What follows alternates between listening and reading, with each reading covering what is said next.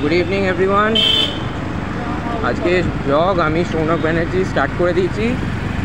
আমি আর পাপ্পা বেরিয়ে পড়েছি আজকে স্কুটি নিয়ে। তো যাচ্ছি অ্যাকচুয়ালি কোথায় সেটা বলবো না, কিন্তু তার আগে আমি একটা অ্যানাউন্সমেন্ট আপনাদের সকলের কাছে করতে চাই। সেটা হচ্ছে যে আমরা আবার এক্সিবিশন করব। আমি জানি না আমার ভয়েস ঠিকঠাক আসছে কি না। হ্যাঁ, আমরা আবার এক্সিবিশন করব। তো 31 তারিখ আর 1 তারিখ, ইয়েস 31 তারিখ আর 1 তারিখ আমরা এক্সিবিশন করছি।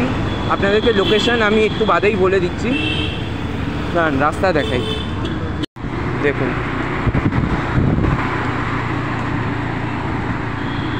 বেরিয়ে পড়েছি আমরা। আচ্ছা, তার উপর দিয়ে সকালবেলা থেকেই পাপ্পার শরীরটা বেশ খারাপ হয়েছিল, লুজ মোশন হয়েছিল।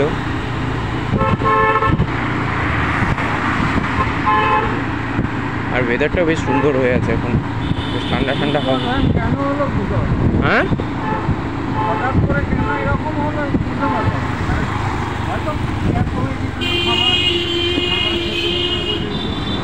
কিন্তু না মানে এখন লুজ মোশন মানে দুদিন আগে আমারও হয়েছিল। মানে আমার রাত্রিবেলা ভীষণ শরীর খারাপ করেছিল। মানে এটা আমি বলি, গত পরশু দিন জন্মাষ্টমীর জন্য একজনের বাড়িতে নেমন্তন্ন খেতে গেছিলাম। তো এবারে নেমন্তন্ন বাড়িতে মানে অতিরিক্ত বেশি খাওয়া হয়ে গেছিলো আমার। তারপরে বাড়ি এসে ন্যাচারালি ঘুমিয়ে পড়েছিলাম। তো সেই বলে আমার হঠাৎ করে রাত্রিবেলা ভীষণ পেটে যন্ত্রণা শুরু হলো। মানে সন্ধ্যে থেকেই পেটে যন্ত্রণা হয়েছিল। তারপরে হ্যাঁ, সেদিনকে পাপ্পাও ছিল না রাত্রিবেলা। এইবারে ওষুধ খেয়েছি, সব কিছু খেয়েছি, পেটে যন্ত্রণা কিছুতেই কমছে না। তারপরে দোকান থেকে ইনো কিনলাম, ইনো খেলাম, তাও কমলো না। সারা রাত্রি জেগেছিলাম, ঘুম আসেনি। তো এই পরের দিন সকালবেলা হতে পুরো বমি হলো। রাত্রিবেলাও বমি হয়েছে, পরের দিন সকালবেলা হতে পুরো বমি হয়ে নামালো, সব বদহজম হয়ে গেছে। এক্স্যাক্টলি।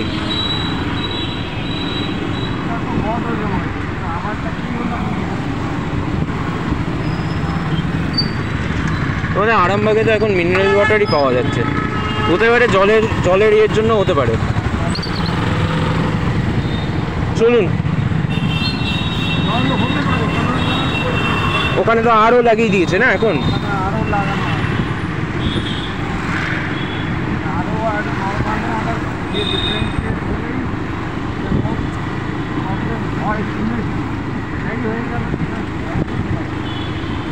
না, এখন সবারই হচ্ছে লুজ মোশন। মানে আমার অনেক বন্ধুদেরও আজকে শুনলাম, কলেজে গেছিলাম আজকে, শুনলাম অনেকেরই লুজ মোশন হয়েছে। হ্যাঁ,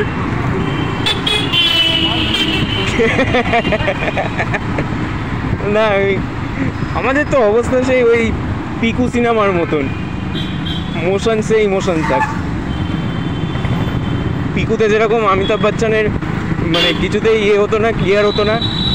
মানে হিজ মেন কনসার্ন ওয়াজ টু ক্লিয়ার হিজ সিস্টেম। আমাদেরও মেন কনসার্ন হচ্ছে সিস্টেম ক্লিয়ার করা। এই আমরা এখন গেলাম কমন হসপিটালে পাশ দিয়ে। ঠিক আছে, সুন্দর হাওয়া দিচ্ছে, ওয়েদার চেঞ্জ হচ্ছে।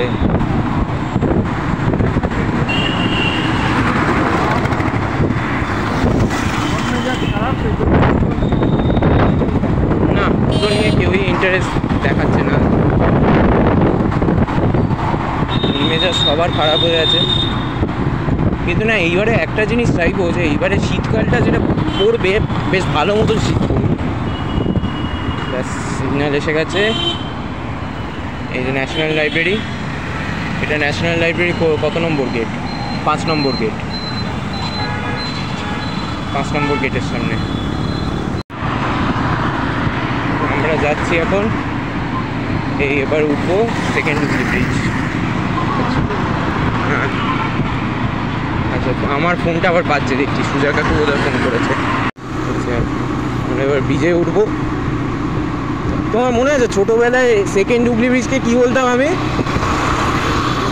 হ্যাঁ, কি একটা বলতাম বেশ, এটা মাম্মির মনে ছিল। এদিকে দেখুন রাস্তা হ্যাঁ,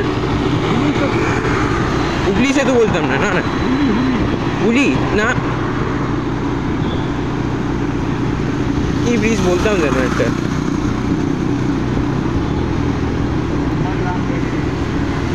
হ্যাঁ,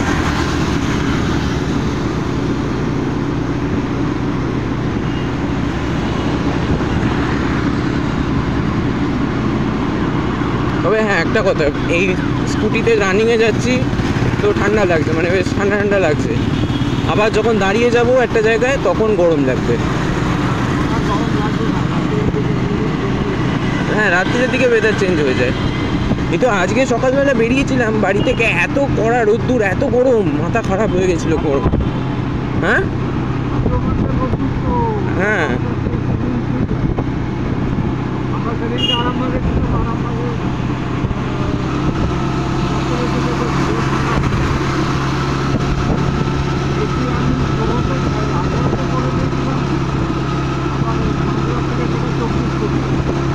আচ্ছা হ্যাঁ, একদিন চলো এটা নিয়ে আরামবাগে চলো।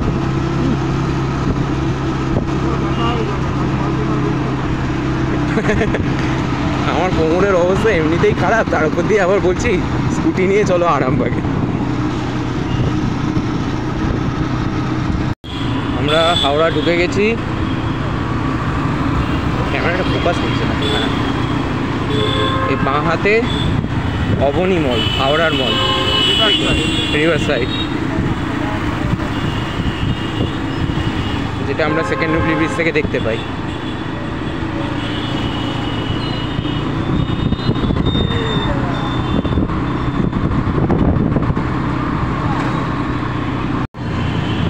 হ্যাঁ বলো।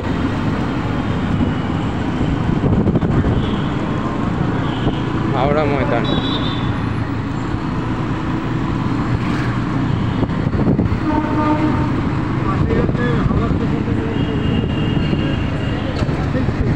ये तो ईस्टर्न रेलवे ये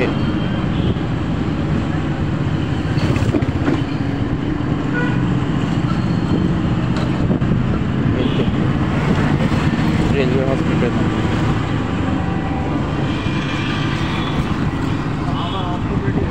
हॉस्पिटल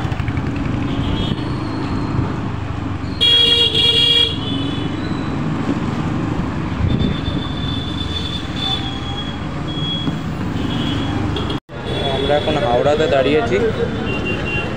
হাওড়াতে একটা দোকান আছে আমার আর পাপ্পার খুব ফেভারিট, মানে আনফর্চুনেটলি এই দোকানটাতে মাম্মি খাইনি। এখান থেকে আমরা আলুর পরোটা নিই। ও বাবা, গান বাজছে, কপিরাইট ইস্যু। এই যে এখানে হাওড়াতে ট্রেন ঢুকছে, দেখা যাচ্ছে না? আর এই যে এই ব্রিজটা আপনারা সকলেই দেখেছেন হয়তো, মানে আমি শুরু থেকে ভাবতাম যে এই ব্রিজটা কী ব্রিজ, মানে কোন রাস্তাটা যাচ্ছে এই ব্রিজের উপর দিয়ে। ট্রেন থেকে আশা করছি এই ব্রিজটা আমরা সবাই দেখেছি। হ্যাঁ,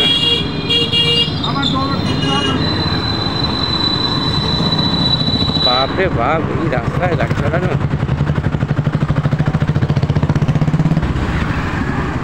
কোনো হিরো একদম হেলমেট ছাড়া বিন্দাস চালাচ্ছে।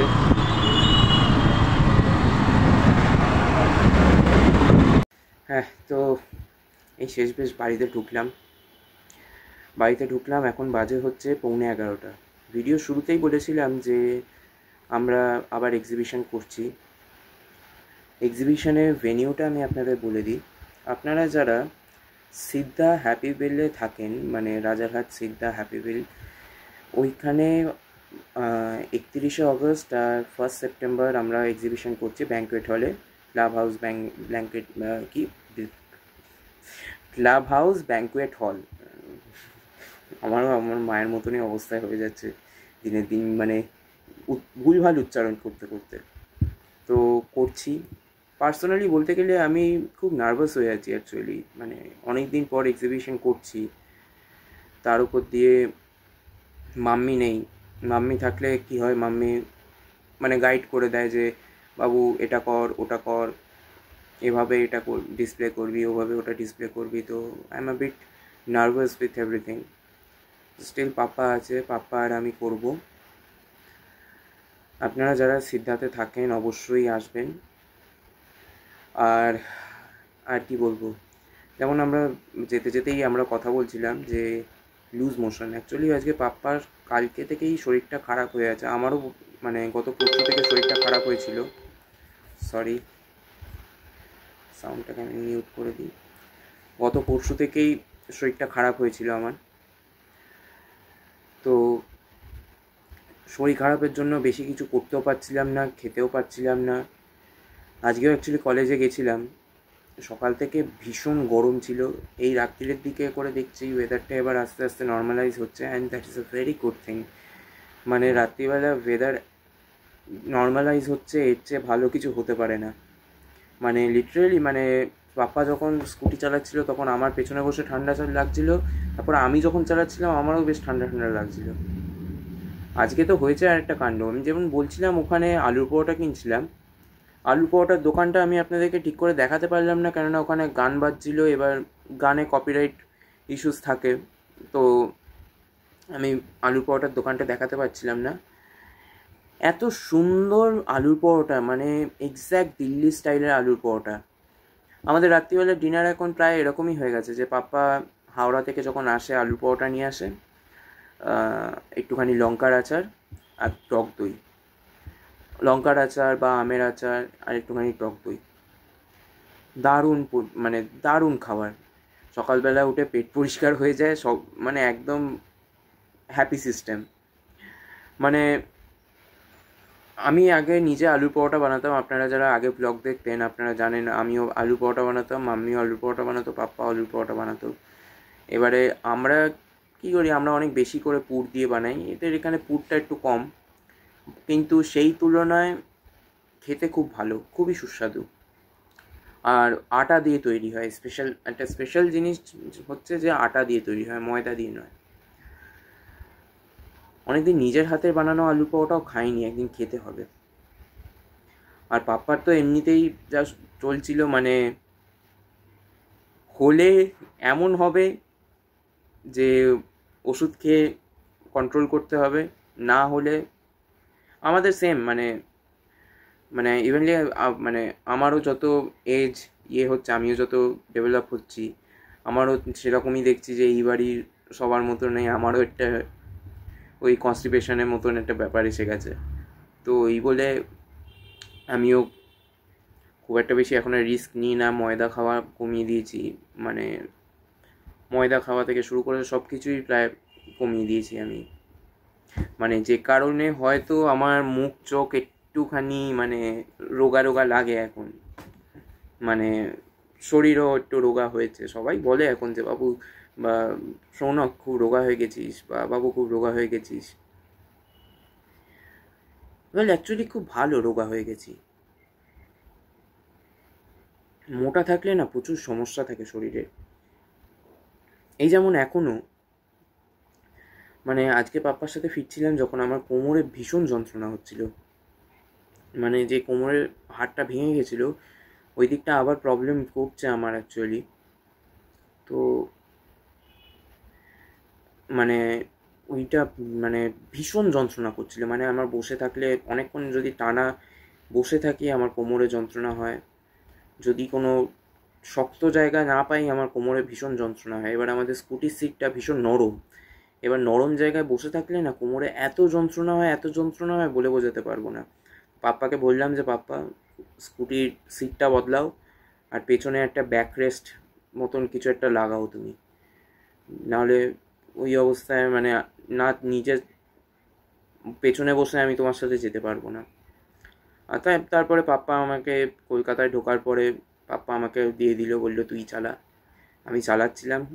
এবারে কি হয়েছে যে আজকেও একটা হতো, আমার না চালিয়ে চালিয়ে এত অনভ্যাস হয়ে গেছে আর এত মানে কনফিডেন্সের অভাব হয়ে গেছে যে আমি চালাতে হঠাৎ করে আমি বাঁ দিকে চলে যাচ্ছিলাম, হ্যাঁ বাঁ দিকে না ডান দিকে চলে যাচ্ছিলাম। এবারে পাপ্পা বলছে হ্যাঁ রে আমার তো পা আছে, পাটা লেগে যাবে তো ফুটপাতে। আমি বললাম এই সরি আমি আবার ডান দিকে নিয়ে নিলাম। মানে তারপরে চালাতে অটোমেটিক ঠিক আছে, ঠিক হয়ে গেল। মানে আগে একটা ইয়ে ছিল যে টানা চালাতাম, তারপরে মাম্মি মারা গেল, তারপরে 1-2 বার চালিয়েছি, তারপরে আমি বন্ধ করে দিয়েছি চালানো। মানে এই কোমরের এটা হওয়ার পরে আরও চালানো বন্ধ করে দিয়েছি। এবার আবার আস্তে আস্তে দুজনকে নিয়ে চালাচ্ছি। সিঙ্গেল যখন চালাই তখন কিছুই মনে হয় না, তখন নিজেকে ধুম সিনেমার ঋত্বিক রোশন মনে হয়, তখন আলাদাই, মানে তখন বিন্দাস চালাতে পারি। কিন্তু দুজনকে নিয়ে চালাতে গেলে এখন অসুবিধা হয়। আর মন মেজাজটাও খুব খারাপ হয়ে আছে আমাদের সবারই, সকলেরই মন মেজাজ খুব খারাপ হয়ে আসছে আমাদের। মানে এখন সত্যি কথা বলতে গেলে কি বলুন তো, নিউজ চ্যানেলও না খুলে দেখতে ইচ্ছে করছে না, কোনো নিউজ চ্যানেল খুলে দেখতে ইচ্ছেই করছে না। এত নিজেদেরকে না এবার খুব দিশাহারা লাগছে, খুব দিশাহারা লাগছে, এতটা দিশাহারা আমরা কেউই, মানে আপনারাও যারা দেখছেন বা আমিও বলছি, গোটা মানে সবার কথা বলছি আমি, কেউ এত দিশাহারা হয়নি যত এখন হয়ে গেছে। খুব দিশাহারা লাগছে। এটা নিয়ে আমারও মন মেজাজ খারাপ, পাপ্পারও মন মেজাজ খারাপ, সবার মন মেজাজ খারাপ। আমার বন্ধুদের সাথে আমার কথা হয়, আমার বন্ধুদেরও মন মেজাজ খারাপ, সবার মন মেজাজ খারাপ। আর কি বলবো বলুন, মানে কিছু বলবো যে হ্যাঁ এটা হচ্ছে ওটা হচ্ছে, কন্টিনিউয়াস এই এত ইয়ের মধ্যে না বলার মতন আর কোনো ভাষা খুঁজে পাচ্ছি না আমি, সত্যি কথা। মানে আজকের ভিডিওটাতে আমি পুরো ফালতু বকে গেছি, আপনারা সবাই কমেন্ট করবেনই যে বাবু খুব ফালতু বকেছ, কিন্তু অ্যাকচুয়ালি কিছু ভাষা খুঁজে পাচ্ছি না বলার মতন যা হচ্ছে আর যা খবর শুনছি। তো চলুন পরের ভিডিওতে দেখা হবে, যখন এক্সিবিশন করব অবশ্যই ভিডিও করব, আপনাদের সকলকে দেখাবো। আর আপনারা যারা সিদ্ধা হ্যাপিভিল ক্লাব হাউসে থাকেন অবশ্যই আমাদের এক্সিবিশনে ভিজিট করবেন। চলুন আজকের ভিডিওটা এখানেই শেষ করছি।